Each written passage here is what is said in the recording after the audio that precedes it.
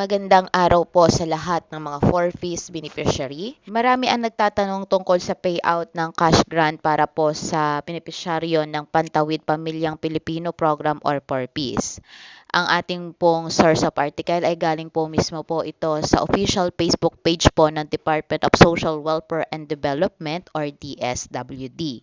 Ano nga ba ang Pantawid Pamilyang Pilipino Program or 4Ps? Ang Pantawid Pamilyang Pilipino Program or 4Ps ay ang pambansang estrahiya sa pagbababuti ng kalagayang pantao ng ating mga kababayan ayon po sa Republic Act number 11310 or an act institutionalizing Pantawid Pamilyang Pilipino Program or 4Ps na nilagdaan noong Abril 17, 2019. Ang benepisyaryo ng 4Ps ay pinipili sa pamamagitan ng National Household Targeting System for Poverty Reduction or NHTS-PR o mas kilala bilang listahan na tumutukoy kung sino-sino ang mga nangangailangan sa tulong ng bansa.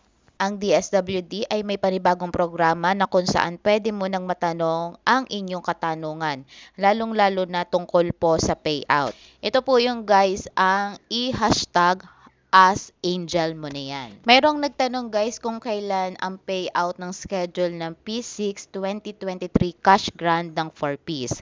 Narito po ang sagot para po sa ating mga 4Ps members. Ayon po daw sa opisina ng Pantawid Pamilyang Pilipino Program or 4Ps, mayroon nang inilabas na payout para po sa P6 sa taong 2023 noong March 27, April 23 at sa April 25, 2024. So mayroon din pong inilabas na payout sa araw po ng April 30, 2024.